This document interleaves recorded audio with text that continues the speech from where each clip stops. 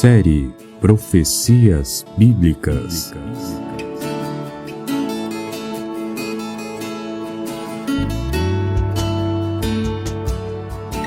Assim, temos ainda mais firme a palavra dos profetas, e vocês farão bem se a ela prestarem atenção, como a uma candeia que brilha em lugar escuro, até que o dia clareie. 2 Pedro, capítulo 1, versículo 19. Estamos apresentando hoje mais um estudo da série Profecias Bíblicas. Estaremos trazendo o 18º tema, Justificação pela Fé, X, Função da Lei no Novo Testamento. Vamos a um resumo do programa passado. No estudo passado apresentamos o 17º tema, Juízo Investigativo, X, Redenção Completa na Cruz. Iniciamos o estudo com Hebreus 9, versos 11, 12 e 24, que diz: Quando Cristo veio como sumo sacerdote dos benefícios agora presentes, ele adentrou o maior e mais perfeito tabernáculo, não feito pelo homem, isto é, não pertencente a esta criação, não por meio de sangue de bodes e novilhos, mas pelo seu próprio sangue. Ele entrou no Santo dos Santos uma vez por todas, e obteve eterna redenção. Pois Cristo não entrou em santuário feito por homens, uma simples representação do verdadeiro. Ele entrou no próprio céu, para agora se apresentar diante de Deus em nosso favor. Essa versão é a Nova Versão Internacional.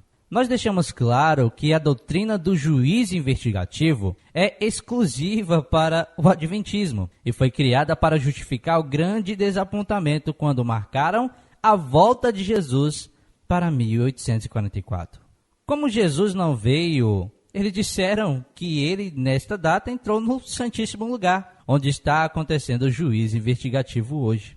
Mostramos que a profecia de Daniel 9, 24, 70 semanas, estão decretadas sobre o teu povo e sobre a tua santa cidade, para fazer cessar a transgressão, para dar fim aos pecados e para expiar a iniquidade, e trazer a justiça eterna, e selar a visão e a profecia, e para ungir o Santíssimo. Tudo isso aconteceria no período profético das 70 semanas proféticas, ou seja, os 490 anos que terminaram 3 anos e meio depois do sacrifício de Jesus. Lemos Hebreus 10:17. Deus disse: E jamais me lembrarei de seus pecados e de suas iniquidades.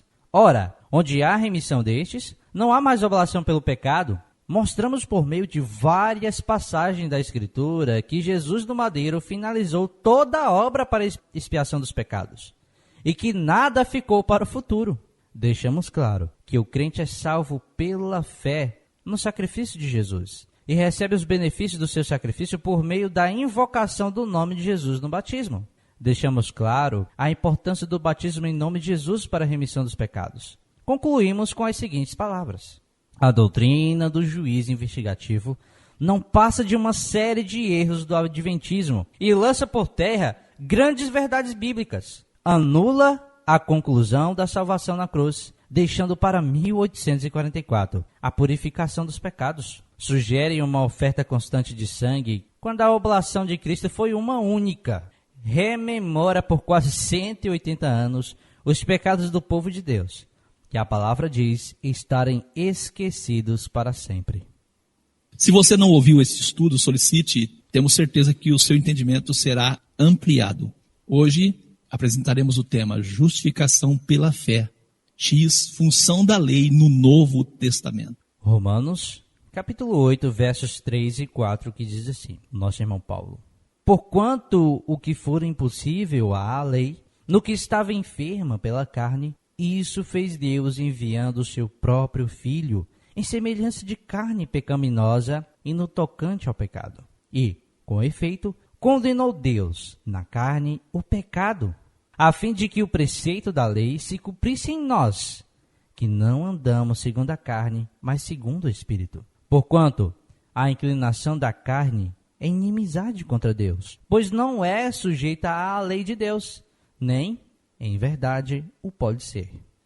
Nós vemos neste capítulo, nesses versículos 3 e 4 do capítulo 8 de Romanos, que o sacrifício de Cristo dá a nós a condição de cumprir os preceitos da lei. Amém. Uma vez que recebemos os benefícios da justiça, do sacrifício de Cristo em nós, e nós não conseguimos cumprir as exigências da lei ou os preceitos da lei, isto evidencia, mostra que nós estamos ainda na carne, que o sacrifício de Cristo ainda não teve efeito na nossa vida. Por isso, nosso irmão Paulo, no versículo 7, ele diz assim: porque a inclinação da carne é inimizade contra Deus. Inimizade, inimigo de Deus você acaba sendo, pois não é sujeita à lei de Deus. Nem verdade pode ser. O nosso irmão Paulo deixa claro que, se nós não sujeitamos à lei de Deus, é porque estamos na carne ainda. A função da lei no Novo Testamento. Este termo, cooperador Giliardi, Novo Testamento, muitas vezes é confundido pela cristandade como sendo os escritos anterior a Mateus, e não é isto que as Escrituras diz. Novo Testamento, Nova Aliança, Novo Concerto, Novo Pacto. Novo Testamento é um novo acordo que Deus fez, é uma nova proposta, uma maneira nova de justificar os pecados das pessoas. Mas essa maneira nova não é que seja uma maneira nova, é que ele ratificou, Jesus, ele selou um novo testamento com o seu sangue. Amém. Porque o testamento anterior era selado com o sangue de quem? Dos cordeiros. Isso. E no Novo Testamento, quem é o cordeiro? É Jesus. O cordeiro que tira o quê? O pecado do mundo. E o pecado é a transgressão do quê? Da lei. Da lei. E é isso que nós vamos falar um pouco sobre justificação pela fé e a função da lei no Novo Testamento. Nesta série que nós estamos apresentamos 4 programas enfatizando a importância do sacrifício de Jesus para a salvação. Sendo assim, não seria justo não darmos a devida atenção ao tema que estamos tratando hoje, pois até os dias atuais, o tema justificação pela fé e a função da lei no Novo Testamento é conflitante no meio da cristandade. E assim buscaremos entender o porquê dos conflitos envolvendo esta temática, né? Precisamos encontrar a origem da crença de que a fé, a graça nos desobriga da lei. Você sabe o que é antinomianismo? Antinomianismo, o que é isso? O antinomianismo, termo cunhado por Martinho Lutero, né, do grego contra lei, é definido como uma declaração que, sobre a dispensação do Evangelho da Graça, a lei moral é de nenhum uso ou obrigação, olha só. Porque somente a fé é necessária para a salvação. Isso nós tiramos do Merriam-Webster Dictionary, né? Então a teoria de Lutero, tentando explicar a justificação pela fé, desenvolvida no sentido de combater a indulgência católica, contribuiu para o surgimento do antinomianismo. Isso. Infelizmente, a grande maioria da cristandade é praticante do antinomianismo. Esse termo foi, como lemos, cunhado por Lutero e é definido como uma declaração que, sob a dispensação do Evangelho da Graça, a lei moral é de nenhum uso ou obrigação, porque somente a fé é necessária para a salvação, segundo as palavras que Martinho Lutero dizia. Um outro seguidor das ideias de Martinho Lutero, Johannes Agricola, né? Willibis, em 1536, Agricola foi chamado a ensinar em Wittenberg e foi recebido por Martinho Lutero quase que imediatamente. Porém, uma controvérsia que havia sido iniciada 10 anos antes e que estava temporariamente silenciada eclodiu mais violentamente do que nunca. Agricola foi o primeiro a ensinar os pontos de vista que Lutero foi o primeiro a estigmatizar, né, pelo nome de antinomismo, sustentando que, enquanto os não cristãos ainda estavam submetidos à lei de Moisés, os cristãos estavam inteiramente livres dela, devendo apenas obediência ao Evangelho. Os nossos ouvintes percebem, nós estamos mostrando de onde vem a ideia de excluir a lei, e principalmente a lei que mostra o pecado, da nova aliança. Em https://www.infoescola.com, história, venda de indulgências, nós lemos: a venda das indulgências, ou seja, pagamento monetário pelo perdão espiritual dos pecados concedido pela Igreja Católica, foi um mecanismo criado para obter vantagens econômicas e políticas em meados da Idade Média. Ela tornou-se, mais tarde, um fator determinante para a ocorrência das chamadas reformas religiosas do século XVI. Aqui está o pano de fundo, vamos dizer assim, a causa da discussão do assunto justificação pela fé. Lutero queria explicar que o homem não é salvo por suas obras, ou porque é bom, ou porque consegue pagar para ser bom. Lutero queria explicar algo assim. E aí deu origem a muitos ensinamentos que nós vamos ver nesse estudo. Vamos continuar a leitura? Na mesma pesquisa, nós lemos: as indulgências consistiam na remissão completa dos pecados cometidos por um indivíduo, por meio de pagamento monetário, teoricamente calculado com base na posição social, cada pecado que deveria ser perdoado. As primeiras referências a elas podem ser encontradas ainda no século XI, quando foram amplamente utilizadas para incentivar a luta contra os inimigos da fé cristã em Jerusalém, considerada uma cidade santa, ou então contra hereges na própria Europa, como os albigenses. Era considerado que, após efetuada a compra de uma indulgência, que a posição de qualquer um no paraíso já estava garantida. Como se tratava de uma preocupação central no imaginário social-cultural da Idade Média, em geral, as indulgências eram bem recebidas popularmente, embora provocassem mais polêmicas em meio a eruditos. Quando o Papa quis formar exércitos para ir a Jerusalém, para guerrear, lutar contra os muçulmanos que ocupavam a região, ele fez o quê? Ele deu perdão de pecados para aqueles que resolvessem se alistar ao exército. E as pessoas iam para lá guerrear, perdiam a vida, achavam que estavam salvos. E também quando ele quis combater os albigenses, ele montou o exército nesse termo também. Ó, se vocês for lá guerrear lá, vocês terão pecados de vocês perdoados. Vamos continuar lendo ainda outra pesquisa que fizemos. https://brasilescola.uol.com.br/o que é /história /o que são as 95 teses de Lutero.htm, que nós encontramos nessa pesquisa. Mas antes mesmo da publicação das 95 teses, concentradas no tema das indulgências, Lutero havia escrito em 1516 a obra Comentários da Carta aos Romanos, na qual buscava discutir 3 pontos da doutrina católica. Ele buscou discutir, o conceito do pecado, a questão das boas obras e a questão do livre-arbítrio. Como pode ser visto em obras de historiadores como Christopher Denson, em sua obra A Divisão da Cristandade, o pecado para Lutero estava associado às paixões que acometem o indivíduo. Para a doutrina católica, o pecado está na vontade, isto é, no ato da escolha deliberada. Deste modo, não poderia haver para Lutero uma completa abnegação, uma completa santificação. As penitências e busca da santidade de nada adiantariam, já que o homem nasce e morre em estado de pecado. Para Lutero, o homem só poderia ser realmente salvo por sua fé.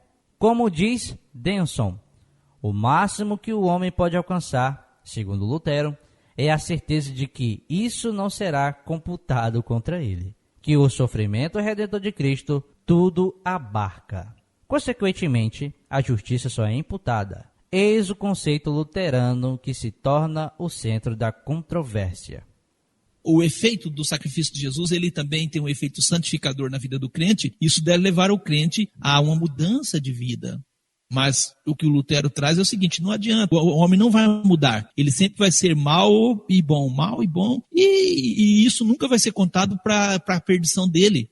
Nunca vai ser contado só o sacrifício de Jesus. Então, o sacrifício de Jesus, na ótica de Lutero, todos aqueles que dizem, eu creio que Jesus morreu por mim, é o que ele está dizendo, todos estão salvos, independente da questão santificadora e por meio da remissão dos pecados também, por meio da aceitação, que é através do batismo. E aqui vem uma questão, os luteranos não batizam em nome de Jesus, eles acreditam que só o sacrifício de Jesus é que está valendo. Nós sabemos que o sacrifício de Jesus vale, mas nós temos que apossar dele, por meio do quê? Da invocação do nome de Jesus, não é isso, cooperador? Sim, para valer o sacrifício nós temos que invocar o nome. Senão o sacrifício não vale nada. Exato. E aí que vem a justificação pela fé. A justificação pela fé é fé no sacrifício de Jesus. Como é que eu demonstro e provo que eu tenho fé no sacrifício de Jesus? Sendo batizado em nome de Jesus. Imaginou, cooperador Giliardo, como era nos dias de Jesus ser batizado em nome de Jesus, quando as pessoas diziam que Jesus morreu e que era um derrotado, e todos os crentes estavam sendo batizados em nome dele? Tinha que ter muita fé, não tinha? Amém. Tinha. Eu acredito que os ouvintes estão entendendo o que levou a cristandade, na sua grande maioria, a manter crenças contraditórias e não harmônicas com as Escrituras, a ponto de rejeitar ou obedecer os mandamentos de Deus e achar que os mesmos foram abolidos, abrogados a partir do Novo Testamento. Você está entendendo, né? No cristianismo, nós já falamos, né, desse termo, um antinomiano é aquele que leva o princípio da salvação pela fé e graça divina, a ponto de afirmar que os salvos não são obrigados a seguir a lei moral contida nos 10 mandamentos. Infelizmente, o resultado de todas essas disputas teológicas em torno da justificação pela fé gerou conceitos errôneos que podem levar milhões à perdição e anular o sacrifício de Jesus. Por isso, propomos trazer esse estudo no sentido de fazer com que o raciocínio, a base das Escrituras aconteça e prevaleça no lugar de teorias de homens. Ao lermos os textos, Mateus 26, versos 27 e 28, e Hebreus 9, versos 14 e 15, nós vemos, ministro Lucas, a grande maioria dos cristãos acredita que os escritos do tempo do Velho Testamento foram abolidos. Tomando, por exemplo, Mateus 26, versos 27 e 28. Jesus, tomando o cálice e dando graças, deu-lhes, bebei dele todos. Porque isto é meu sangue, o sangue do Novo Testamento, que é derramado por muitos para a remissão dos pecados. Aí nós perguntamos, Justo Lucas, remissão do quê? Dos pecados? Mas se a lei não está no Novo Testamento, não tem remissão dos pecados, tem? Nem pecado poderia existir, né? Em Hebreus, capítulo 9, versos 14 e 15, diz o seguinte: quanto mais o sangue de Cristo, que pelo Espírito Eterno se ofereceu a si mesmo, imaculado a Deus, purificará as vossas consciências das obras mortas, para servirdes ao Deus vivo? E por isso é mediador de um novo testamento, para que, intervindo a morte, para a remissão das transgressões que havia debaixo do primeiro testamento. Observe bem. Os chamados recebam a promessa da herança eterna. Transgressão do que, ministro Lucas? Só tem que ser da lei, dos mandamentos de Deus, não pode ser de outra coisa. Então a morte de Jesus é para fazer o quê? Remir as transgressões. E quando é que as nossas transgressões são remidas? Quando nós aceitamos o batismo no nome de Jesus. Aceitar Jesus, segundo Gálatas 3, não é levantar as mãos e ir à frente num culto, não. Aceitar Jesus é ser batizado em nome de Jesus. Amém. E é assim que acontece a remissão dos pecados. Mas aí hoje na teologia cristã aí, de muitas igrejas, remissão de pecados não acontece pela invocação do nome de Jesus no batismo, não é isso não. Remissão de pecados nem existe, Jesus aboliu a lei. É uma armadilha isso aí. Você é justificado pela fé. É muito sério. Se isso aqui não fosse sério, nós não estaríamos trazendo. Então, a partir de toda essa discussão sobre venda de indulgências, justificação pela fé, surgiu a interpretação das Escrituras na ótica da discussão dos reformadores Lutero, João Calvino e Jacó Armínio e outros. Então, nós achamos que deveríamos apresentar um tema tratando do assunto justificação pela fé, a lei no Novo Testamento. Nesse estudo, nós iremos mostrar que a salvação sempre foi pela fé. Sempre foi. As pessoas tinham que ter fé que aquele cordeiro não era um cordeiro que estava ali dando a sua vida, mas que representava algo mais. E isto Abraão fez com muita propriedade, por isso diz, Abraão foi salvo pela fé. Mas será que só foi Abraão? Na carta aos Hebreus nós temos os heróis da fé. Será que aqueles lá que deram testemunho que agradaram a Deus não acreditavam numa fé verdadeira ou era uma fé falsa? Será isso, cooperador? Não pode, né? Não pode. Então eles todos foram salvos pela fé. Mesmo no primeiro concerto ou testamento, a salvação sempre foi pela fé. Infelizmente, a grande maioria dos crentes que professam fé no sacrifício de Jesus interpretam várias passagens das Escrituras de forma equivocada e fora do contexto. Não podíamos aqui abordar esse tema sem fazer menção dos debates ocorridos na Idade Média sobre venda de indulgências, justificação pela fé, iniciado por Martim Lutero no ano 1483, 1546, a partir das suas críticas à indulgência pregada pela Igreja Católica. A partir disso, João Calvino, 1509 a 1564, Johannes Agrícola, 1494 a 1566, e Jacó Armínio, 1560 a 1609, e outros que procuraram escrever sobre a justificação pela fé. Sem dúvidas, muitas das crenças que estão fundamentadas hoje no seio da cristandade têm sua origem nesses debates. Exemplos nós podemos trazer aqui de crenças que se originaram a partir do debate sobre venda de indulgências e justificação pela fé. A fé e a graça nos isenta da lei. Uma vez salvos, salvos para sempre. Já viu essa, cooperador Giliardi? Já vi, sim. E a doutrina da predestinação também, que todos são filhos dos debates ocorridos na Idade Média sobre venda de indulgências e justificação pela fé, iniciado por Martim Lutero. Nós já dissemos, no cristianismo, um antinomiano é aquele que leva o princípio da salvação pela fé e graça divina ao ponto de afirmar que os salvos não são obrigados a seguir a lei moral contida nos 10 mandamentos. Para ajudar na compreensão do assunto, vamos trazer o que pensa e crê a maioria a respeito do que estamos abordando. Poderíamos aqui fazer uma narrativa, porém achamos melhor trazer um artigo de alguém que pensa assim. Ouça então a pergunta e resposta de Samuel. Ele pergunta, cooperador Giliardi, em que consiste a lei de Moisés? Ouça a resposta dele. Samuel Hindley Baker respondeu assim, né? Quando se faz referência à lei de Moisés nas igrejas, geralmente está se falando dos 10 mandamentos. Mas esse é um engano, pois cumprir a lei mosaica é muito mais. Ela é composta de todo o código de leis formado por 613 disposições, ordens e proibições. Em hebraico, a lei é chamada de Torá, que pode significar lei, como também instrução ou doutrina. O conteúdo da Torá são os 5 livros de Moisés, mas o termo Torá é aplicado igualmente ao Antigo Testamento como um todo. Essa é a resposta, ministro. Ele não separa os 10 mandamentos, ele confunde e diz que os 10 mandamentos também é lei de quem? Moisés. De Moisés. Vamos ler ainda o que ele continua dizendo. Isso vai ser importante para nós entendermos a compreensão que as pessoas têm do assunto lei e Novo Testamento. Samuel Hindley Baker ainda diz: a lei pode ser dividida em 10 mandamentos. Olha só, que no hebraico são chamadas simplesmente de as 10 palavras. Eles regulamentam a relação do ser humano com Deus e com seu próximo.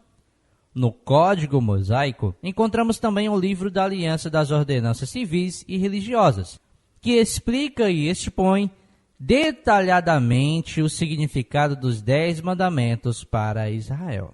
O Código Mosaico ainda contém as leis cerimoniais, que regulamentam o ministério do santuário no santuário do tabernáculo e, posteriormente, no templo. Elas tratavam também da vida e do serviço dos sacerdotes. Em conjunto, todas essas disposições, ordens e proibições formam a lei mosaica. É interessante que ele fala de leis cerimoniais, mas ele não consegue falar de lei moral, né? Nós temos também uma pergunta e a resposta do mesmo Samuel. A Igreja de Jesus deve cumprir a lei? E a resposta do mesmo Samuel. O Senhor Jesus, cabeça da igreja, segundo Efésios 5:23, validou toda a lei mosaica, inclusive as 613 disposições, ordens e proibições, ao afirmar: é mais fácil passar o céu e a terra do que cair um tio sequer da lei. Lucas 16:17. Ele avançou mais um passo, dizendo: não penseis que vim revogar a lei ou os profetas. Não vim para revogar, vim para cumprir. Mateus 5:17. Jesus, ao nascer, também foi colocado sobre a lei. Vindo, pois, a plenitude do tempo, Deus enviou seu filho, nascido de mulher, nascido sobre a lei. Gálatas 4:4. Ele foi criado e educado segundo os preceitos da lei, pois cumpria suas exigências. Continuamos a leitura. O Senhor Jesus, porém, não apenas se ateve pessoalmente a toda a lei de Moisés. Foi essa mesma lei que o condenou à morte. Quando tomou sobre si todos os nossos pecados, teve de morrer por eles, pois a lei assim o exige. Vemos que a lei foi cumprida e vivida por Jesus, e através dele, ela alcançou seu objetivo. Por isso está escrito que, olha só, o fim da lei é Cristo. Romano 10, verso 4. E o Samuel diz assim: quando sou confrontado com a lei mosaica, ela me apresenta uma exigência que devo cumprir. Deus diz em sua lei: eu sou santo, e exige de nós: vós sereis santos. Levíticos 11, versos 44 e 45. Assim a lei me coloca diante do problema do pecado, que não posso resolver sozinho. O apóstolo Paulo escreveu: eu todavia sou carnal, vendido à escravidão do pecado. Romanos 7, 14. Palavras minhas agora. Ouça o que o irmão Paulo falou no mesmo capítulo citado por Samuel. Olha o que ele diz em Romanos 7, que é o mesmo capítulo, verso 22. Porque segundo o homem interior, tenho prazer na lei de Deus. Ele não diz que não conseguia guardar, não. Ele diz que tinha prazer na lei de Deus.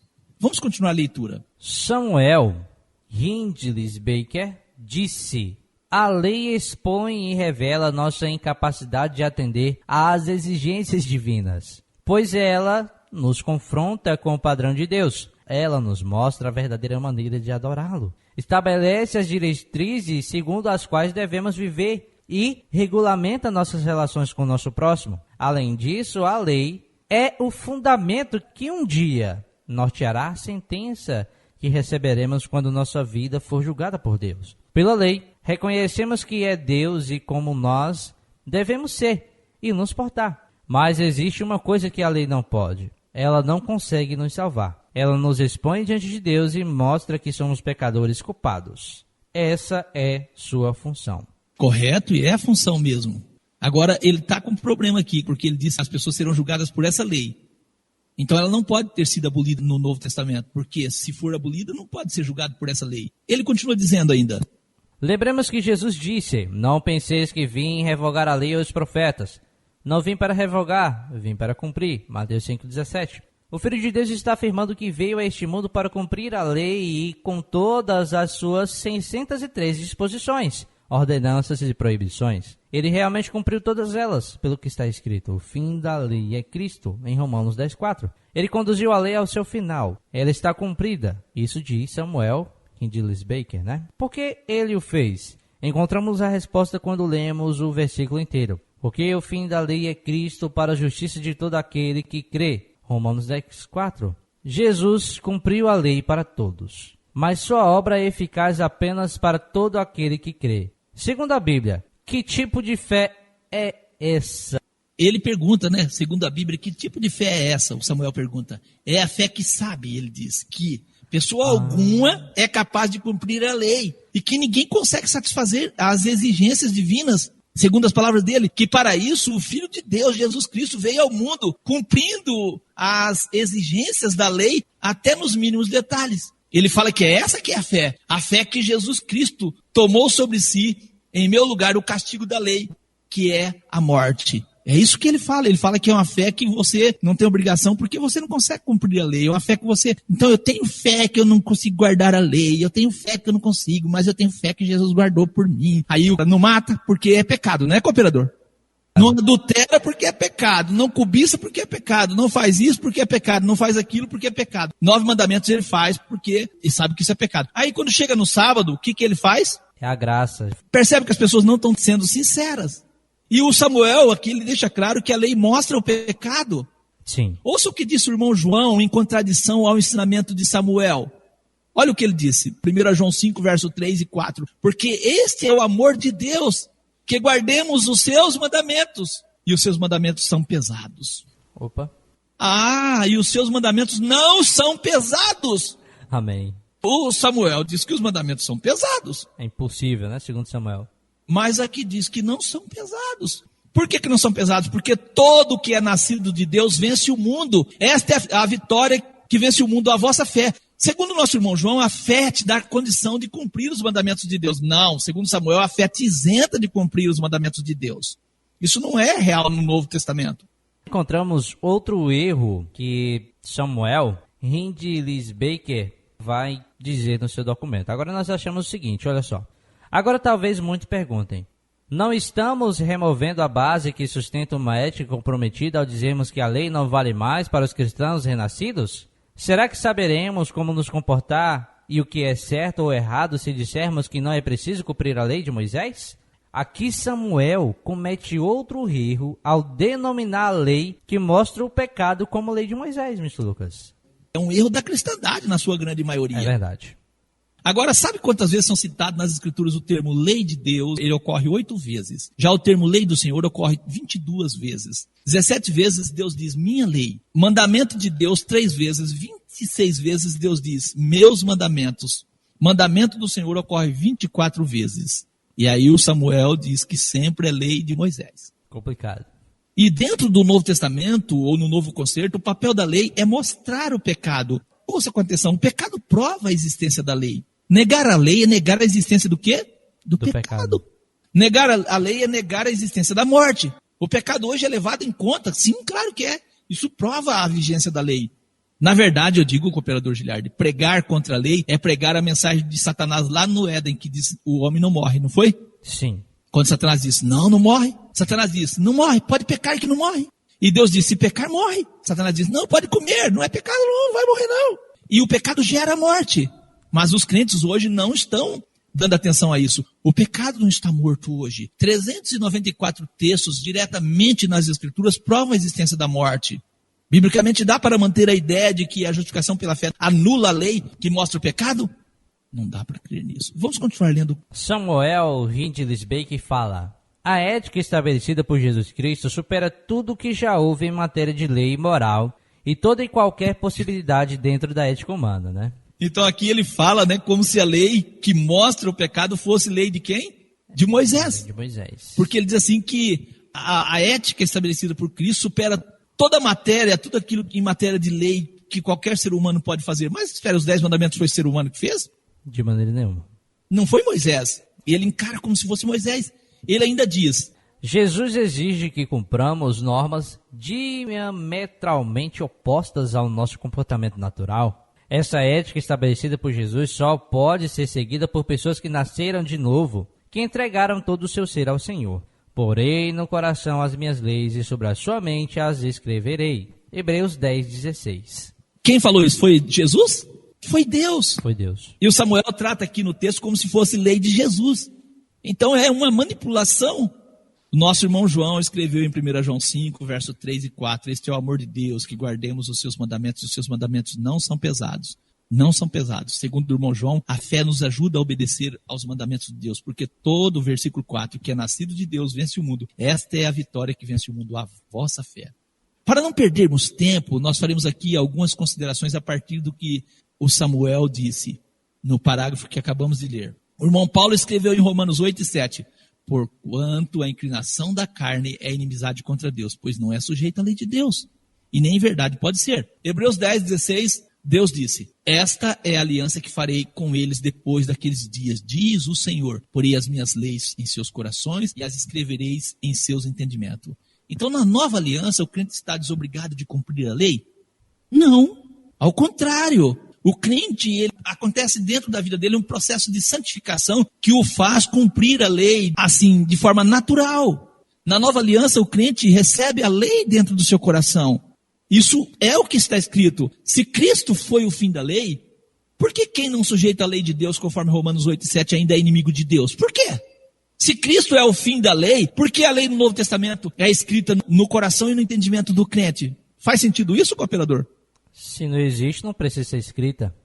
Se ele é o fim da lei? Exato. Se Jesus cumpriu tudo por nós, já fez tudo por nós, não precisamos nós de obedecer. Em Romanos 8,4 está escrito que o sacrifício de Jesus dá aos crentes do Novo Testamento, né? É isso que nós encontramos, a definição, as condições de cumprir a lei. É isso que nós encontramos. O irmão Paulo escreveu, anulamos, pois, a lei pela fé? De maneira nenhuma, antes estabelecemos a lei. Então olha só, ministro Lucas, o próprio irmão Paulo, ele diz que a fé e a lei, elas se estabelecem. Mais uma vez, encontramos um erro na cristandade e nesse documento de Samuel Hindley Baker, a fé não anula a lei. A fé estabelece a lei.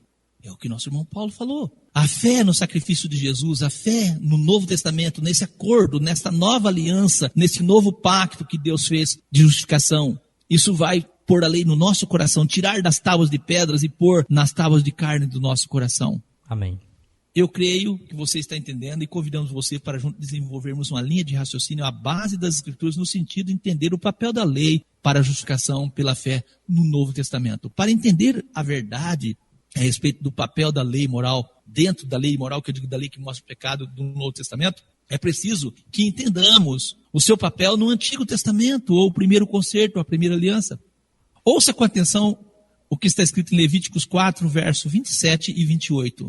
E, se qualquer pessoa do povo da terra pecar por ignorância, fazendo contra algum dos mandamentos do Senhor, aquilo que não se deve fazer, e assim for culpada, ou se o pecado que cometeu lhe for notificado, então trará pela sua oferta uma cabra sem defeito, pelo seu pecado que cometeu. Mas, se pela sua oferta trouxer uma cordeira para a expiação do pecado, sem defeito trará. E porá sua mão sobre a cabeça da oferta da expiação do pecado, e a degolará por oferta pelo pecado, no lugar onde se degola o holocausto. Pecou por ignorância algum dos mandamentos do Senhor, traz uma oferta, põe a mão sobre a cabeça da oferta e degola a oferta pelo pecado. É isso aí. Peca contra os mandamentos de Deus, aí oferece o sacrifício. Você percebeu uma lei que mostra o pecado e outra lei que prescreve oferta pelo pecado. E isso está no Novo Testamento, do mesmo modo. Nesse sentido, nós temos em Hebreus 9, 22, quase todas as coisas segundo a lei se purifica com sangue. E sem derramamento de sangue não há remissão. A lei fala de sangue. Que lei que é essa que fala de sangue? Era a lei dos sacrifícios, não é isso, cooperador? Isso. Em Hebreus 5, verso 1 ao 3, nós temos, porque todo sumo sacerdote tomado dentre os homens é constituído a favor dos homens, nas coisas concernentes a Deus, para que ofereça dons e sacrifícios pelos pecados. Eles ofereciam dons e sacrifícios pelos pecados, pela transgressão da lei. Versículo 2, e possa compadecer os sacerdotes dos ignorantes e errados, pois também ele mesmo está rodeado de fraqueza, o sacerdote. Por essa causa, deve o sacerdote oferecer sacrifício tanto pelos seus pecados mesmo e pelos outros. Primeiro ele oferece por ele. Se nós não fizermos uma distinção das leis, eu vou dizer aqui, lei da justificação, aqui prescreve a oferta pelo pecado, e a lei da condenação aqui mostra, acusa, mostra o pecado. Se nós não fizermos a distinção disso, infelizmente não vamos encontrarmos harmonia nas Escrituras e podemos com certeza achar que o irmão Paulo não dizia coisa com coisa. Vamos trazer aqui exemplos nesse sentido. Romanos 2,13, o nosso irmão Paulo diz: porque os que ouvem a lei não são justos diante de Deus, mas os que praticam, olha só, os que praticam a lei hão de ser justificados. Que interessante isso. Nosso irmão Paulo, em Romanos 3,20, ele diz: por isso nenhuma carne será justificada diante dele pelas obras da lei, porque pela lei vem o conhecimento do pecado. Em Romanos 2, do 21 ao 23, ele diz, o nosso irmão Paulo: tu, pois, que ensinas a outro, não te ensinas a ti mesmo? Tu, que pregas que não se deve furtar, furtas? Tu que dizes que não se deve adulterar, adulteras? Tu que abominas os ídolos, cometes sacrilégio? Tu que te glorias na lei, desonras a quem? A Deus pela transgressão da lei? Percebeu que a desobediência à lei, mesmo depois da nova aliança, ainda é uma desonra a Deus? Você percebeu, querido ouvinte? Isso é muito interessante, Mr. Lucas. Então nós percebemos assim que não há espaço na nova aliança, no Novo Testamento, para a anulação da lei. Ao contrário, ainda hoje, no Novo Testamento, a desobediência, a transgressão da lei ainda é uma desonra a Deus. Isso. Nós temos em 1 Coríntios 7,19, o nosso irmão Paulo diz: a circuncisão é nada. A circuncisão é nada e a incircuncisão nada é. Mas sim, a observância dos mandamentos de Deus. Romanos 2, versos 25 ao 27. Porque a circuncisão é, na verdade, proveitosa se tu guardares a lei. Mas se tu és transgressor da lei, a tua circuncisão se torna uma incircuncisão. Se, pois, a incircuncisão guarda os preceitos da lei, porventura a incircuncisão não será reputada como circuncisão? E a circuncisão que por natureza o é, se cumpre a lei, não te julgarás porventura a ti? Pela letra da circuncisão és transgressor da lei? Nosso irmão Paulo fala que eles se gabavam de estar circuncidado, mas desonrava a Deus pela transgressão da lei. vê que o nosso irmão Paulo ele não tira a função da lei no Novo Testamento. Romanos 3, 28, nosso irmão Paulo diz: concluímos, pois, que o homem é justificado pela fé, sem as obras da lei.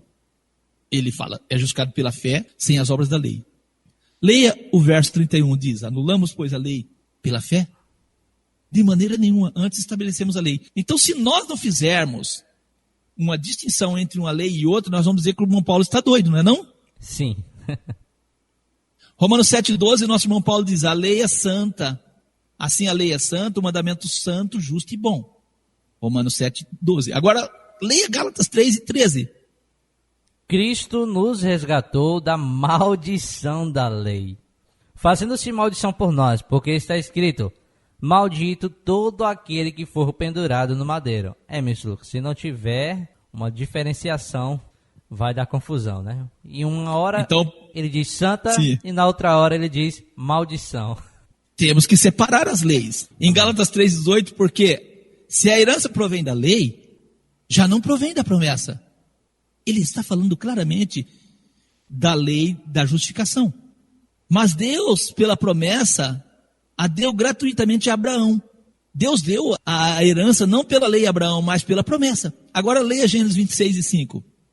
Porquanto Abraão obedeceu à minha voz e guardou o meu mandado, os meus preceitos, os meus estatutos e as minhas leis. Não, Abraão só tinha fé. Abraão tinha fé que para ele ser perdoado, ele dependia do sangue, que aquele sangue não era só de um animal, que aquele sangue era do Messias que foi prometido para ele, daquele que abençoaria todas as nações. Abraão tinha fé nisso. Amém. Abraão não anulava o sacrifício de Jesus. Para uma fé harmônica é preciso entendermos dentro do Velho Testamento a aplicação da fé na lei da justificação. É isso. E a função da lei que mostra o pecado. Temos que entender isso. Lei moral, 10 mandamentos. Lei cerimonial, sacrifícios de cordeiros. O que o autor que nós lemos fala, cooperador? Samuel Hindley Baker mostra que conhece a divisão das leis, olha só. Ele escreveu: a lei pode ser dividida em 10 mandamentos, que no hebraico são chamados simplesmente de as 10 palavras. Eles regulamentam a relação do ser humano com Deus e com seu próximo. No Código Mosaico, encontramos também o livro da Aliança das Ordenanças Civis e Religiosas, que explica e expõe detalhadamente o significado dos 10 mandamentos para Israel. O Código Mosaico ainda contém as leis cerimoniais, que regulavam o ministério do santuário do tabernáculo e, posteriormente, no templo.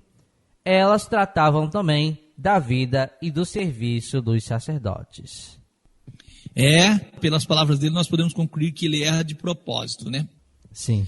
Ao lermos, então, as escrituras denominadas Novo Testamento, que os crentes chamam assim, é de extrema importância darmos atenção ao contexto e assim identificar a que lei o termo genérico lei refere. Caso contrário, teremos um entendimento errado do texto. Infelizmente, a grande maioria dos crentes mantém crenças conflitantes com as escrituras por não fazer essa distinção das leis.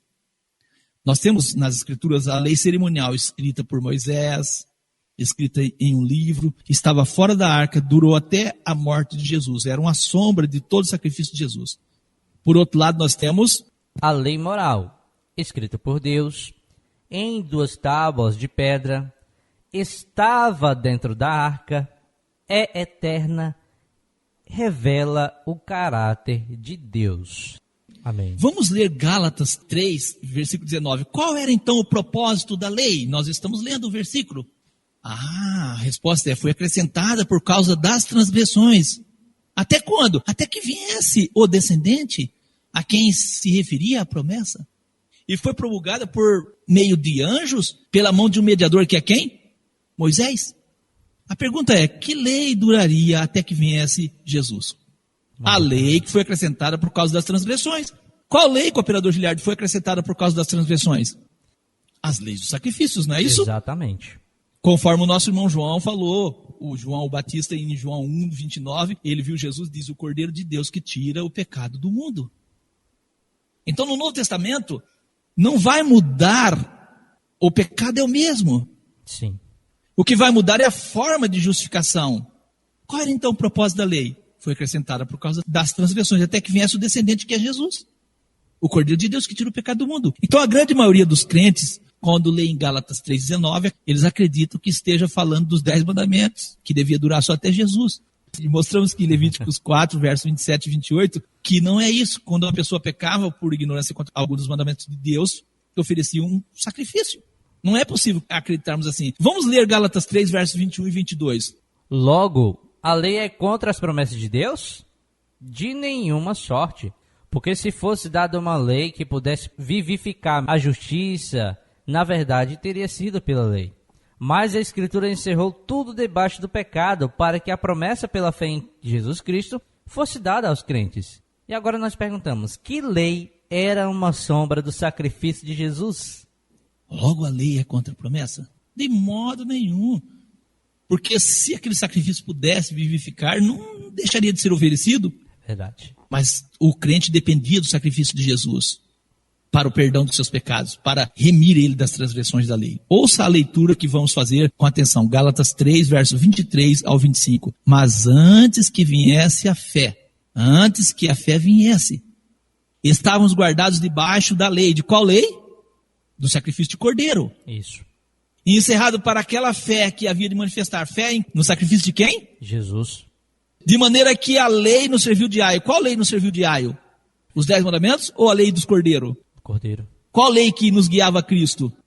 O sacrifício dos cordeiros. Exato. Essa lei serviu para nos conduzir a Cristo, para que pela fé fôssemos justificados. Pela fé no sangue de quem? De Jesus. De Jesus. Mas depois que veio a fé no quê? No sacrifício de Jesus, nós estamos mais debaixo do ai, do sacrifício dos cordeiros. Isso é claro, a interpretação é clara. Não é harmônico crer que os textos estejam fazendo menção da lei que mostra o pecado. Romanos 3, verso 24 ao 26.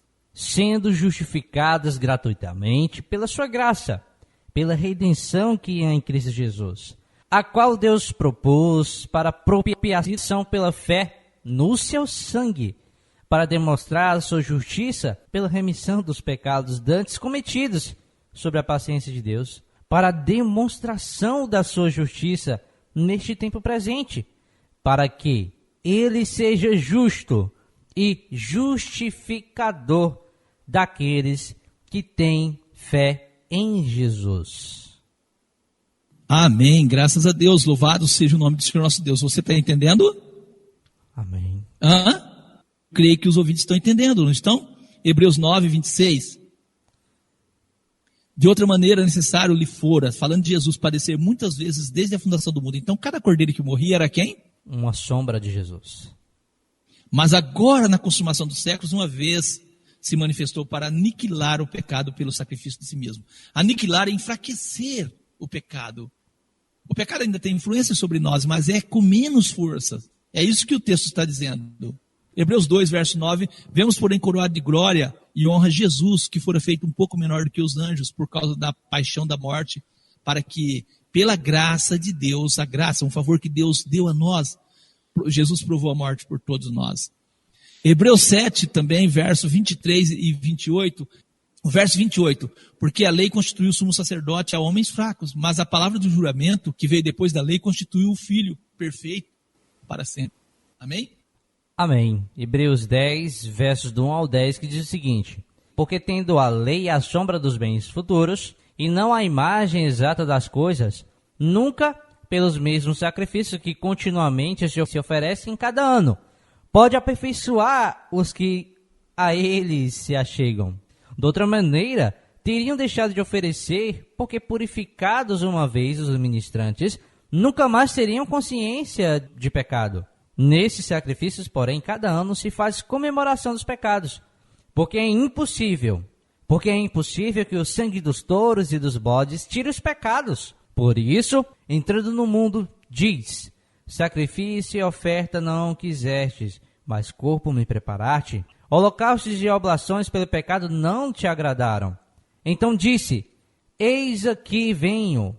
No princípio do livro está escrito de mim, para fazer, ó Deus, a tua vontade. Como acima diz: sacrifício, oferta e holocausto de oblações pelo pecado não quiseste, nem te agradaram. os quais se oferecem segundo a lei. Então disse: eis aqui, venho para fazer, ó Deus, a tua vontade. Tira o primeiro para estabelecer o segundo, na qual vontade temos sido santificados pela oblação do corpo de Jesus Cristo, feita uma vez. A lei era a sombra, a lei dos sacrifícios. Como já mostramos, o termo lei nas Escrituras não pode ser generalizado. Para o entendimento correto dos dois testamentos, Primeiro Testamento e Segundo Testamento, ou Antigo e Velho Testamento e Novo Testamento, ou os dois concertos, é de fundamental importância que identificamos as leis da justiça, a lei que prescreve a oferta pelo pecado, e a lei da condenação, a lei que mostra o pecado. Olha o que está escrito em Romanos 6, 23. O salário do pecado é a morte. Isso no Novo Testamento. Não mudou nada, mudou, cooperador? Não mudou. Ainda no Novo Testamento, o salário do pecado é a morte. Sim. E o pecado no Novo Concerto, no Novo Testamento, ainda é a transgressão da lei. Nosso irmão, João, escreveu. Ele diz assim: todo aquele que pratica o pecado também transgride a lei, porque o pecado é a transgressão da lei. 1 João 3 e 4. Mesmo no Novo Testamento, o pecador ainda precisa de um cordeiro para o salvar da morte. João 1, 29, fala o cordeiro de Deus que tira o pecado do mundo. Então, diante do que apresentamos até o momento, perguntamos em relação à lei: o que mudou no Novo Testamento? Mudou a forma de perdão dos pecados, mas o pecado ainda existe.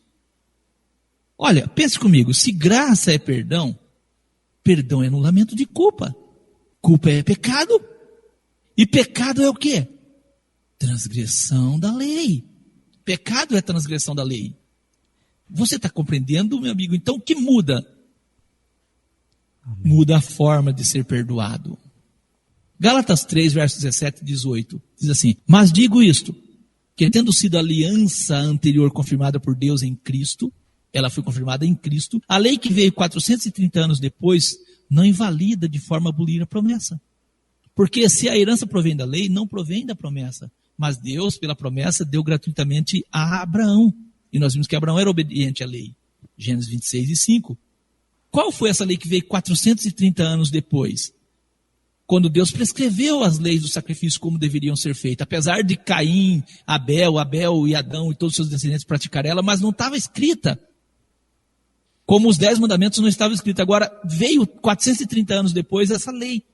E uma lei que não invalida a promessa.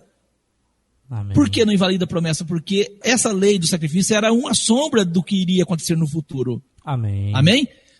Romanos 8, verso 2 a 8 é interessante. Portanto, agora já não há condenação para os que estão em Cristo Jesus. Por quê? Por meio de Cristo Jesus, a lei do Espírito de vida me libertou da lei. Olha a diferença, a divisão que ele faz. Porque por meio de Cristo Jesus, a lei do Espírito de vida me libertou da lei do pecado e da morte. Porque aquilo que a lei for incapaz de fazer por estar enfraquecida pela carne, Deus o fez, enviando seu próprio Filho à semelhança do homem pecador, como oferta pelo pecado. E assim condenou o pecado na carne, a fim de que as justas exigências da lei fossem plenamente satisfeitas em nós, que não vivemos segundo a carne, mas segundo o Espírito. Quem vive segundo a carne tem a mente voltada para o que a carne deseja, mas quem, de acordo com o Espírito, tem a mente voltada para o Espírito, para o que o Espírito deseja. A mentalidade da carne é morte, mas a mentalidade do Espírito é vida e paz. A mentalidade da carne é inimiga de Deus, porque não se submete à lei de Deus. Aqui ele fala de 3 leis, é interessante isso.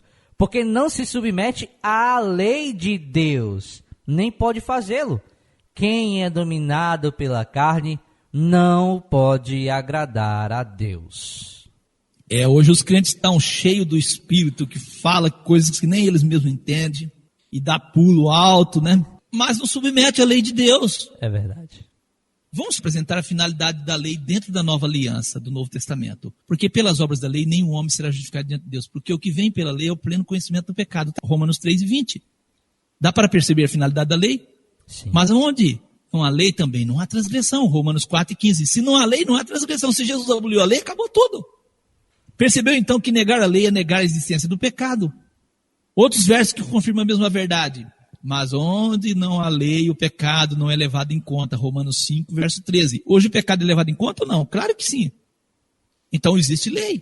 Romanos 7:7. Que diremos então? A lei é pecado? De maneira nenhuma. De fato, eu não saberia o que é o pecado, a não ser por meio da lei. Pois na realidade eu não saberia o que é a cobiça se a lei não dissesse, não cobiçarás. Eu li a tradução NVI, Romanos 7:7. Satanás quer isso. Satanás quer que as pessoas não saibam o que é o pecado e façam o que quer. Romanos 7:8. Porquanto onde não há lei está morto o pecado está morto. Eu pergunto, foi a lei abolida? A fé e graça pode anular a lei? No Novo Testamento a lei está em vigor ou não? Olha, preste bastante atenção nisso. O pregador vai pregar. Pregar o quê? O Evangelho. O Evangelho que fala de quem? Jesus. Jesus que morreu e nos deu o quê? A sua graça para nos salvar do pecado. O pecado que é a transgressão do quê? Da lei. Agora, se eu digo que não tem pecado, não precisa de graça, não precisa de evangelho, Jesus morreu em vão. A lei mostra o pecado prova a existência da lei. Negar a lei é negar a existência do pecado. Negar a lei é negar a existência da morte. O pecado hoje é levado em conta, sim, né? Isso prova a vigência da lei. O pecado não está morto hoje. Eu pergunto, foi abolida a lei? A fé anula a lei? A graça nos isenta da obediência aos mandamentos de Deus? Dá para manter essa ideia? A lei, ela é o que para nós? A lei é espelho. A lei é espelho. E o pecado são as manchas. A fé é o abrir da torneira. E a graça, a água da vida, que é Jesus. Essa comparação fala muito claro sobre a lei, o pecado, a fé e a graça. Vamos aqui entender, você vai guardar os santos mandamentos de Deus. Não para ser salvo, Efésios 2, verso 8. Mas por que foi salvo? João 8:11, capítulo 14, 15 e 21. Você vai guardar a lei de Deus não para ser justificado, Salmo 37, verso 30 e 31, mas por ter sido justificado, Romanos 7:18. Você vai guardar a lei de Deus não por suas próprias forças, Romanos 7:18, mas porque Cristo vive em você. Esta é a justiça de Deus. Ouça a promessa de Deus ao seu povo no Novo Testamento, Hebreus 10:16. Esta é a aliança que farei com eles depois daqueles dias. Diz o Senhor, porei as minhas leis em seus corações e as escreverei em seus entendimentos. A lei de Deus foi tirada da pedra e hoje ocupa o coração daqueles que amam ao Senhor. O plano da salvação não inclui mudar a lei, mas sim abolir o pecado do homem. O plano da salvação não inclui apagar a lei, mas sim apagar as iniquidades. O plano da salvação não inclui transformar a lei, sim transformar o homem. O plano da salvação não inclui tirar do homem a obediência, e sim habilitá-lo a prestar a obediência por amor. Mateus 19, verso 17 ao 19, Jesus disse para um jovem: por que me chamas de bom? Não há bom, senão um só, que é Deus. Se queres, porém, entrar na vida, guarda os mandamentos. E disse o jovem: quais? Jesus disse: não matarás, não cometerás adultério, não furtarás, não dirás falsos testemunhos. Honra teu pai e tua mãe, e amarás o teu próximo como a ti mesmo. Espera aí, no Novo Testamento Jesus disse: se queres entrar na vida, guarda os mandamentos? Não deu para entender não, o que o povo está crendo aí não. Dá para entender? Não. Se você quer falar mal da lei, você tem que falar mal de Deus, porque os atributos do caráter de Deus são os mesmos atribuídos à sua santa lei. Vamos ler aqui. Primeiro, para a demonstração da sua justiça, Romanos 3, 26. Aí, o que está escrito da lei? Assim a lei é santa e o mandamento santo, justo e bom. Romanos 7, 12. Deus é justo, a lei é justa. Porque escrito está, sede santo, Deus diz, porque eu sou santo. 1 Pedro 1, 16. E a lei? Assim a lei é santa, o mandamento santo, justo e bom. Nós vemos a mesma coisa. Provai e vede que o Senhor é bom, Salmo 34, verso 8. E a lei? Sabemos que a lei é boa, 1 Timóteo 1,8. Deus é luz, 1 João 1, verso 5. E a lei? Porque o mandamento é uma lâmpada e a lei uma luz, Provérbios 6, 23. Como é perfeito o vosso Pai que está no céu, Mateus 5, verso 48. E a lei? A lei do Senhor é perfeita, Salmos 19, verso 7. Porque eu, o Senhor, não mudo, Malaquias 3 e 6. E a lei? Deus diz? Ele diz, não alterarei o que saiu dos meus lábios, Salmos 89, 34. Contraste entre as duas leis, para ficar claro isso aqui. A lei de Deus, os 10 mandamentos, foi proclamado por Deus, Êxodo 20, verso 1 ao 22. A lei que nós chamamos de Moisés ou cerimonial foi anunciada por Moisés, em Êxodo 24, verso 3. A lei de Deus, a lei moral, escrita por Deus, Êxodo 31, 18. A lei cerimonial, escrita por Moisés, Êxodo 24, verso 4. A lei moral, em pedras, Êxodo 34, verso 1. A lei cerimonial, em um livro, Deuteronômio 31, 24. A lei de Deus, entregue por Deus, seu escritor, a Moisés. A lei cerimonial, entregue por Moisés, seu escritor, aos levitas, Deuteronômio 31, 25 e 26. A lei de Deus, depositada por Moisés dentro da arca, Deuteronômio 10, verso 5. A lei cerimonial, posta pelos levitas junto da arca, Deuteronômio 31, 26. A lei de Deus é uma lei moral, Êxodo 20, verso 3 ao 17. A lei cerimonial é uma lei, como já diz o nome, de cerimônia, né? Levítico 24, capítulo 23 e capítulo 22. A lei de Deus mostra o pecado, Romanos 7, 7. A lei cerimonial prescreve a oferta pelo pecado, Levítico capítulo 4, versos 1 ao 3. A lei de Deus é preciso guardar toda, Tiago 2, verso 10 ao 12. A lei cerimonial, nenhum pecado em quebrantar, pois foi abolida, Efésios 2,15. Ou então cumprida por Cristo, não é isso? Exato, no sacrifício. A lei de Deus, o cristão que guarda esta lei é bem-aventurado, Tiago 1, verso 25. A lei cerimonial, o cristão que guarda está debaixo de maldição, Gálatas 3,10. A lei de Deus é a lei perfeita da liberdade, Tiago 2 e 12. A lei cerimonial, o cristão que guarda esta lei perde a liberdade, Gálatas 5, do 1 a 4. O nosso irmão Paulo tinha prazer na lei de Deus, Romanos 7, verso 22, Romanos 7, 12. E o que o irmão Paulo fala da lei cerimonial? Ele chama a lei de jugo da servidão, Gálatas 5, 1. A lei de Deus é estabelecida pela fé, Romanos 3 e 31. E a cerimonial? Ela é abolida por Cristo, Efésios 2,15. A lei de Deus é uma lei espiritual, Romanos 7, 14. A cerimonial? Lei do mandamento carnal, Hebreus 7, 16. A lei de Deus contém um sábado semanal, Êxodo 20, verso 8 a 11. A lei cerimonial contém? Sábados anuais, Levítico 23, 24, 27, 32 e 39 e Gálatas 4, 10. Olha, responda essas perguntas, você que ainda acredita que a lei foi abolida no Novo Testamento. Preste atenção. Se em contradição direta a inúmeras passagens do Novo Testamento, você ainda acredita que a lei foi abolida? Por que fazeis dessa sua interpretação aplicação unicamente ao 4º mandamento dos 10 e não a todos os demais? Por quê? Se, porém, admites as inúmeras provas no Novo Testamento de que a lei de fato permanece em vigor, por que então reconheceis apenas 90% da mesma? Ou seja, por que aceita somente 9 mandamentos? Sabendo que a lei contém 10? Não sabeis que qualquer que guarda toda a lei tropeça em um só ponto, tornou-se culpado de todos? Tiago 2, verso 10. Se não obstante o que se lê em Tiago 2 e 10, achais que basta guardar 90% da lei, explicai-nos então, por que não podeis omitir, em vez do 4º mandamento que fala sobre o sábado, algum outro, o 1º, ou o 2º, ou o 3º, ou outro dos 10?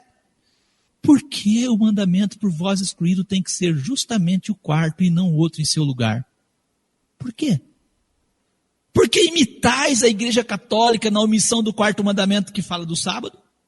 E não concorda com a Igreja Católica igualmente na exclusão do 2º? Se não consentes com os católicos em excluir o 2º mandamento, por que concordais com eles em excluir o 4º mandamento? Eu ainda pergunto, se o 4º mandamento da lei de Deus dissesse, não jurarás, Guardá-lo-ia ou não? Em caso negativo, explica-nos. Por que não guardá-lo?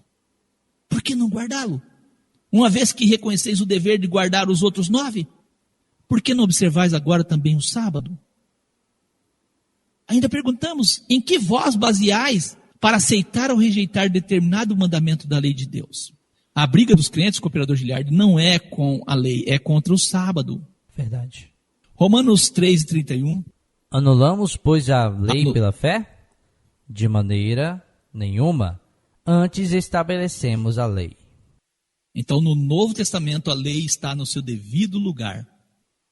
A fé de Abraão não o isentava de obedecer a lei. Gênesis 26:5, por conta de Abraão, obedeceu a minha voz, guardou o meu mandato e os meus preceitos e os meus estatutos e as minhas leis. Vamos ler Tiago 2, verso 14 ao 26. Meus irmãos, que aproveita se alguém disser que tem fé e não tiver as obras? Porventura a fé pode salvá-lo? E se o irmão ou irmã estiverem nus e tiverem falta de mantimento cotidiano, e algum de vós lhe disser, ide em paz, aquentai-vos e fartai-vos, e não lhe derdes as coisas necessárias para o corpo, que proveito virá daí? Assim também a fé, se não tiver as obras, é morta em si mesma. Mas dirá alguém, tu tens a fé e eu tenho as obras. Mostra-me a tua fé sem as tuas obras, e eu te mostrarei a minha fé pelas minhas obras. Tu crê que hás um só Deus?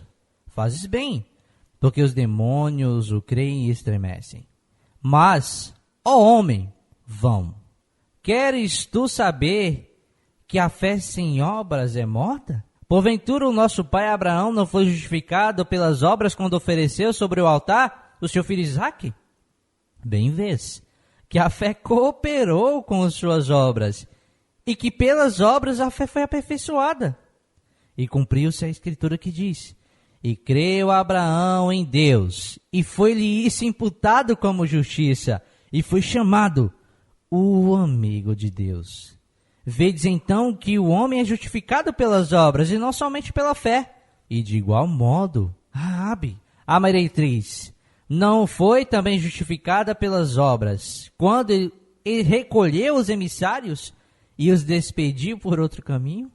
Porque assim, como o corpo sem o espírito está morto, ou seja, sem o fôlego de vida, assim também a fé sem obras é morta.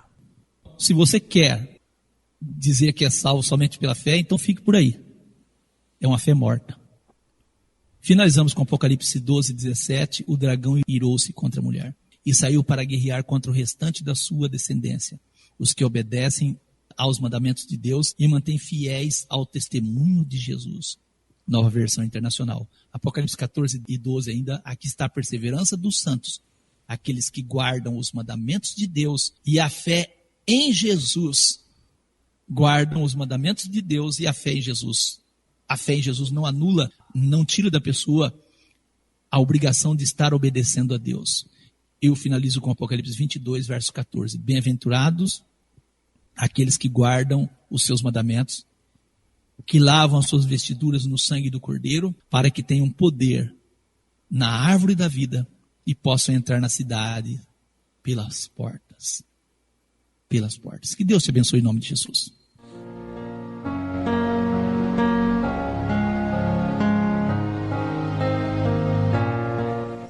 Como já é de costume, queridos ouvintes, eu sempre tenho que fazer a mesma afirmação, porque essa afirmação é verdadeira do fundo do meu coração. Eu aprendi bastante. E você aprendeu também? Nós hoje estudamos esse tema maravilhoso que deixou muito claro justificação pela fé, X função da lei no Novo Testamento. Então ficou bastante claro para você, querido ouvinte, o quanto tem ficado para mim? Eu espero que sim. O ministro Lucas pode ficar à vontade, meu querido. Vamos orar. Eterno e soberano Deus, Deus e Pai do nosso Senhor e Salvador Jesus, o Cristo, te agradecemos, ó Eterno, por ter em nosso favor enviado o nosso Senhor Jesus, o Cristo, aquele que é o Cordeiro do Senhor, para tirar o pecado do mundo. Te damos graças, ó Eterno, por ter nos alcançado com tua graça, com tua misericórdia. Te louvo por todos os benefícios que alcançamos por meio da fé no sacrifício do nosso Senhor Jesus, o Cristo. Te agradecemos, ó Eterno, por esse Espírito santificador dentro dos nossos corações. Sabemos, ó Eterno, que a Tua palavra nos santifica, como o nosso Senhor Jesus disse. Santifica-os na verdade. A Tua palavra é a verdade. Nós sabemos que a verdade tem poder de libertar. Por isso Satanás tenta trazer teorias, ensinamentos errôneos, ensinamentos contraditórios à Tua palavra, para que a salvação não tenha efeito na vida das pessoas. Te agradecemos porque a Tua bondade, a Tua palavra tem nos instruído, nos orientado. E nós recebemos e entramos na Tua presença, ó Eterno Deus, por esse novo e vivo caminho pelo sangue de Jesus, o Cristo. Adentramos a Tua infinita bondade e misericórdia, a Tua presença santa, por meio dos méritos do nosso Senhor Jesus, o Cristo. Servimos ao Senhor, ó Eterno, não por medo, não por obrigação, mas por amor. Sentimos que o amor de Cristo nos constrange a fazermos o Teu querer e a Tua vontade. Te damos graças por todo o benefício e oramos por cada pedido de oração. Estenda suas mãos de misericórdia, seus braços de poder sobre a vida de cada um, repreendendo o espírito da enfermidade, repreendendo o espírito da confusão, todo espírito contrário à Tua vontade e ao Teu querer. Nós oramos em nome de Jesus também que o espírito da incredulidade possa ser desfeito, para que a palavra do Senhor possa estar misturada com a fé, para que as pessoas possam salvar-se. Te agradecemos por tudo, por mais um programa, em nome do nosso Senhor e Salvador Jesus o Cristo. Amém. Amém. A paz seja convosco. Paz esteja convosco. Deus abençoe a todos e encerramos o programa à luz das Escrituras, em nome do Senhor Jesus.